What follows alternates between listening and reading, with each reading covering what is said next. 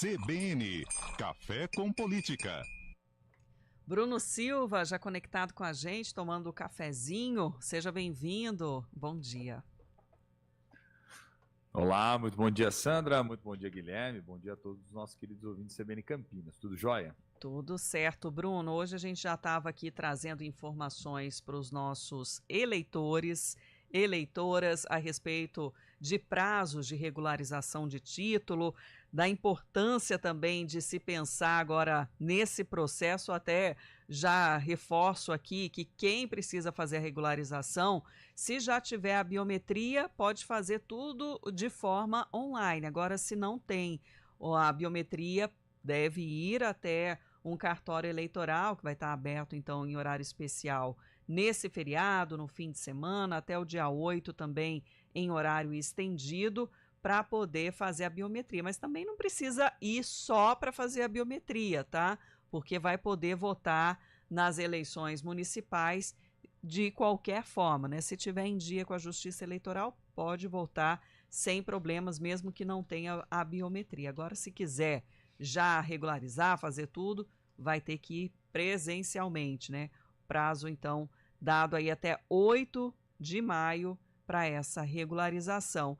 E aí a gente chama a atenção para que os jovens, né, também façam o seu cadastro, né? Eles estão mais resistentes nos últimos anos, Bruno, tanto para esse cadastro, para poder votar, principalmente aquela faixa, né, 16, 17 anos, que não é ainda obrigatório, como também de se envolver mesmo, né, ter o interesse de ser um agente político.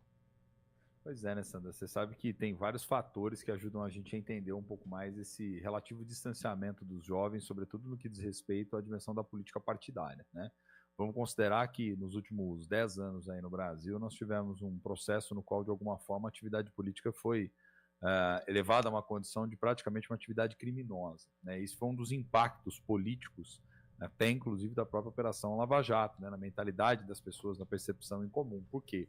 Porque diante de tantos escândalos de corrupção, diante de tantos partidos políticos dos mais diferentes viés ideológicos envolvidos, um dos elementos que acabou contribuindo diretamente foi que as pessoas, ao visualizarem a política como um problema e não como uma solução, isso inevitavelmente gera aí um processo de afastamento, né, das pessoas como um todo.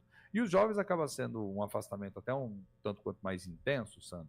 E isso não quer dizer que necessariamente eles não se interessem por política, né? Que são coisas diferentes, né? Se você dialoga diretamente aí com a juventude, você percebe que eles têm interesse na política, eles querem compreender como as coisas funcionam, querem entender o que faz, como é que funciona no âmbito dos poderes, o que faz o presidente, o que faz um congresso, por que tem que ter um partido, enfim, eles têm essa curiosidade. O problema todo é você dar o pulo do gato, vamos dizer assim, é fazer uma estratégia a fim de que eles possam se aproximar dos partidos políticos, se filiarem nos partidos e virem consequentemente a serem candidatos. Se a gente observar no que diz respeito à porta de entrada da política, que é a vereança como um todo, até nesse nível, né, logo no cargo ali mais imediato, mais próximo, a gente tem uma dificuldade dos jovens estarem mais presentes na política. Penso particularmente que os partidos têm que reformular suas estratégias, tentar pensar formas de integrarem esse jovem. Por quê? Porque o jovem, às vezes, ele olha para toda essa burocracia, essa demora, ou muitas das vezes esses conchavos, esse jogo de interesse, e vai se afastando cada vez mais, né, Sandra? Então, acho que os partidos têm que produzirem mudanças internas a fim de poderem captar esse público externo e trazê-los para dentro da política, porque senão eles vão ficar preferindo outros expedientes, outras formas de participação. Um chat virtual, se envolver a partir de algumas causas específicas que afetam diretamente as suas vidas, participar de uma manifestação, algo que eles percebem que tem mais ação e menos burocracia, vamos dizer assim. Uhum.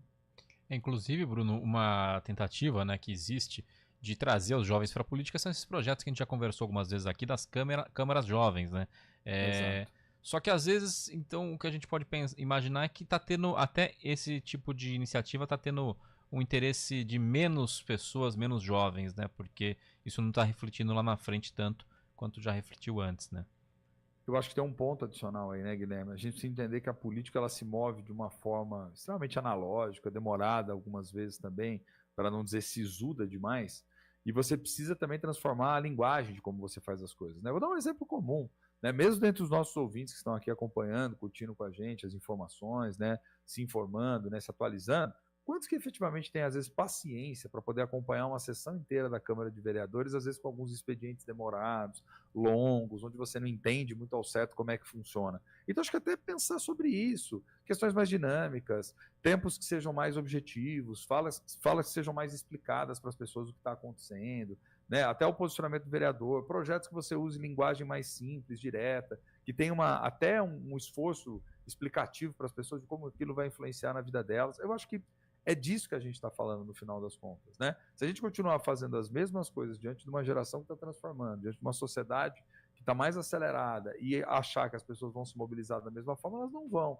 Então, eu penso assim, não é perder o rigor de certos controles, da importância do debate público, porque inevitavelmente tem certas questões que precisam ser escrutinadas com mais tranquilidade, ouvindo as partes, né? Você não pode se movimentar no tempo do clique da rede social. Mas isso não quer dizer que a linguagem tem que ser sisuda, que o assunto tem que ser, muitas das vezes, extremamente técnico, onde as pessoas não compreendem.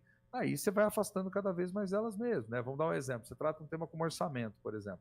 O orçamento está no dia a dia das pessoas, gente. Diz respeito à grana que vai ou não vai para reformar a praça, diz respeito ao recurso que é ou não é aplicado para poder melhorar o bairro, a política e o projeto que saiu ou não saiu do papel. E aí você chega lá com um monte de tecnicalidade, um monte de coisa, isso vai afastando as pessoas também, né? Então é preciso repensar, inclusive, a forma de se comunicar com a população para tentar aproximá-la da política.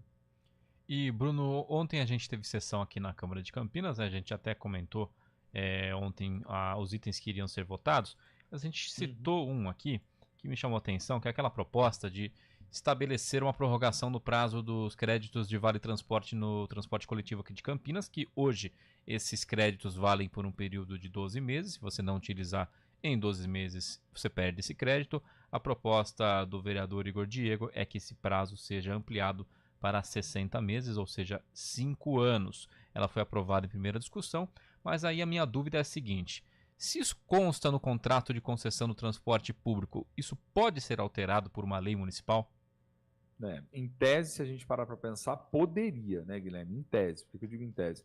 Porque, na verdade, você tem a regulamentação do contrato, mas quem detém o direito de poder legislar sobre a política e o serviço são os poderes, né? Então, executivo, legislativo. Aí, nesse caso, o que você tem que fazer obviamente, tem que entrar em entendimento com as concessionárias como um todo, mostrar as mudanças que estão no horizonte, ver o que é preciso ser feito, se necessário for fazer aditivos, acredito eu, né? Então, aí você faz os aditivos, faz as alterações contratuais necessárias e a própria empresa vai também apontar se é razoável, se não é, se tem como fazer ou se não tem.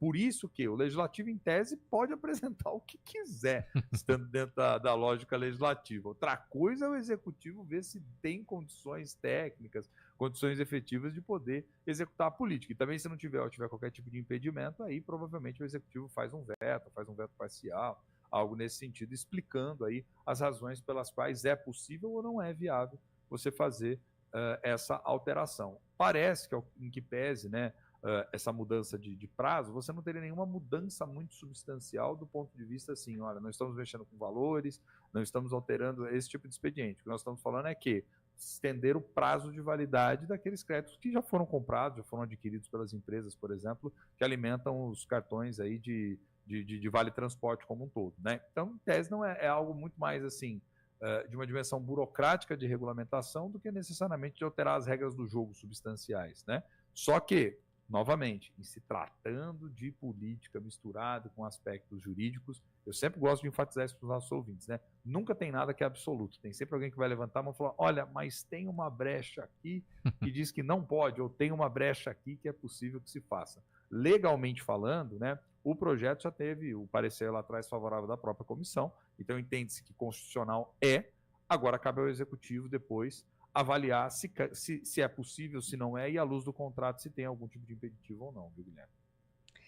Nesta quarta-feira, feriadão, também Câmara fechada, viu? Não tem discussões, não. Aproveita aí a folguinha, estende um pouco mais. Só segunda agora. Deixa para depois, né? Deixa para depois. A galera agora vai acabar aproveitando o feriadão aí, mas nós certamente estaremos aqui, né, gente? É isso, trazendo mais esse olhar crítico, também analítico do nosso cientista político Bruno Silva. Obrigada pela participação, Bruno. Imagina, eu que agradeço, viu, Sandra, Guilherme, os nossos queridos ouvintes, forte abraço. Mas só um último adendo aqui, viu, Sandra? Eu acho que os partidos e os políticos, de maneira geral, podem fazer mais, viu, em termos de tentar se aproximar das pessoas, né?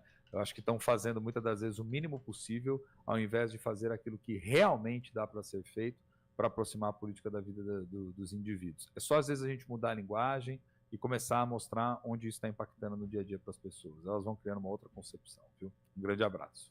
Até mais. 10h49.